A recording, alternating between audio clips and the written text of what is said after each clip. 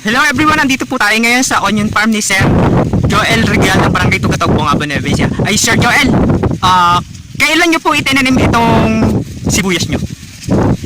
Ito, August 11. August 11, this year lang po?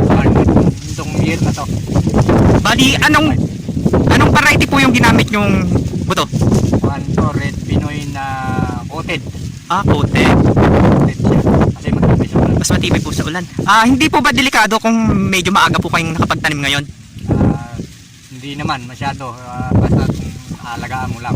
Talagang nakapagos kung pagka tumirik ka. Nga po. Kung pwede yung pag-umulan, sitting pretty ka lang sa bahay. Lalabasin mo siya. Alaga nyo po sa spray tapos sa mga pataba. Laso. Bali, lagi nyo pong ini-sprayan siya ng Pulyar pampabulas po. Pulyar, punggisay. Bali, ilang kilo po itong naidirect nyo ngayon? Kung po itong dinirigan po ito, 2,000 square meter. 5 kilong Red Pinoy na alyum yung dinirig. Bali, hybrid po siya? Hindi siya hybrid. Kung siya yung coated lang. Ay, coated. Papakita po natin yung mismong direct ni Sir Joel. Ayan po. Kung na to, isang buwan, isang linggo. Ayan po yung kanyang farm. Nakikita po na bali, mag-iisang tangkal na po yung sibuyas nyo po, tama? Magdadalawa po siya sa 11 nito.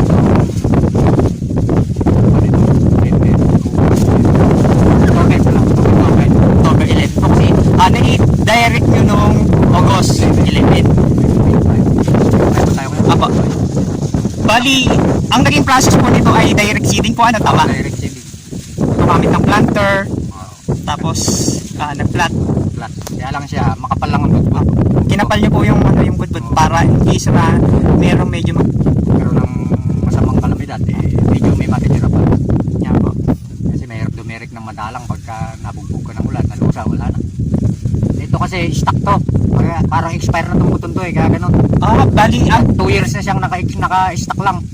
sa palaran po yung ginawa nyo? Talagang lang. Expire na kasi yung buto, ayaw nang bilhin. Binibenta namin, ayaw bilhin at expire na daw, hindi na rubuto.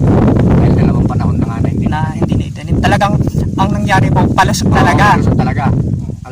Sinubukan lang namin i-direct, sinapalaran ko nga lang. Sinapalaran nyo, pero maganda po yung naging tubo kasi okay naman. Sobrang kapal po, pakikita po ulit natin. Kapal talaga, talagang babawasan pa yan. Ito po yung kanyang sibuyas na mga naka-direct. Hanggang doon, maluwang po. 100 meters. Ayan. Sir, ano po yung pwede nyo sabihin para naman hindi maapektuhan ang mga onion farmers ngayon na tulad nyo na meron na po ngayong naitanim? Ngayong panahon ng August, September, October kasi umpisa na po ito sa Nuevesia sa bunga po ng pagdidirect ng sibuyas. Kaya ang gusto ko po sana namin na magsisibuyas nitong taon man lang na to, huwag muna sanang magpapasok na import at kiligin muna natin yung sariling onion natin, sibuyas. Kasi kawawa magsisibuyas dito. Napakahirap mag-alaga tapos papasok ang import, kawawa naman. Yun nga po, pag anihan po, Yun, mababa ang presyo. presyo. Pero yung mga bilihin po na Napakamahal talaga, lalo na yung buto ngayon, yung buto ng puti naabot na ng kulang 10,000. Umpisa hindi pa nag-uumpisa. Ganun na po kamahal. 8.5 isang lata. Ito pinakamurang buto to kasi Red Pinoy, sa mga 2.5 ganun, 3,000. Yun nga po ang pinakikiusap ng mga onion farmers sa government na wag naman po sanang magpapasok ngayon ng import. Pwede naman po mag-import, wag lang doon itatapat sa panahon ng anihan. Katulad itong direct kunwari, ang ani nito nasa mga kung sakaling hindi masisira ng kalamidad. Pinakamaaga to dito sa buong bungabong na anihin. October, November, first week ng November ani to. Yun nga po, kayo po ang kauna-una na mag-direct po ngayon dito sa Alang nagde-direct dito ng August talaga. Kasi ang panahon ng direct namin talaga dito, October. po dito sa bungabong kayo kauna-unahan. Sinubukan ko nga lang na dumirik ng August. Kaya baka sakali ako kaya naman ang nasa taas tinira naman. Napakaraming bagyong inabot. Hinihiling lang po namin at ng maraming katulad yung magsasaka na sana po maging successful po yung inyong pagtatanim kasi magiging pattern po kayo ng mga onion farmers Oo nga. kasi sa month ng August pwede po pala magtanim ng sibuyas. Nagkakaroon nga sila ng idea, nakakakuha sila, pwede pala ikaw magsibuyas ng August, sa susunod, August na ako didirect. Sabi ko, hindi nyo ako pagamay, baka manibago kayo dahil yung panahon ka ako. Yan nga po. Dahil ako ba ako, tinesting ko lang ako talaga, sinapalaran ko ako ito. Litik yung sakripisyo.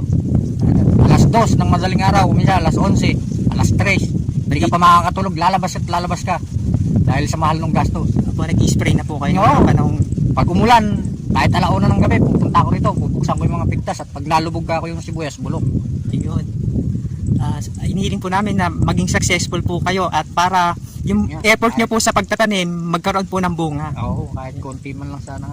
Yun lang ang konting hiling namin na aming mga onion farmer na huwag naman sanang papasukin na import. Pwede naman kung talagang hindi mapigilan ang pag-import, pwede naman magpasok.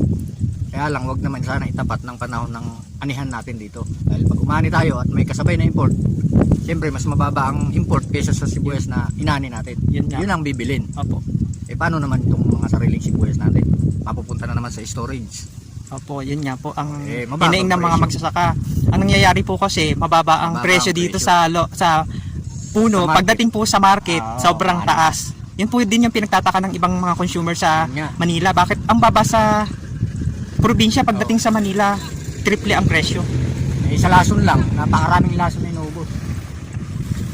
Kaya yun lang ang gusto nga naming magsasaka na mga magsisibuyas. Itong taon man lang na to, kahit makabawi man lang kahit konti. Yun na lang po at marami pong salamat. God bless po sa inyo. Pagpalain po kaya ng may kapal.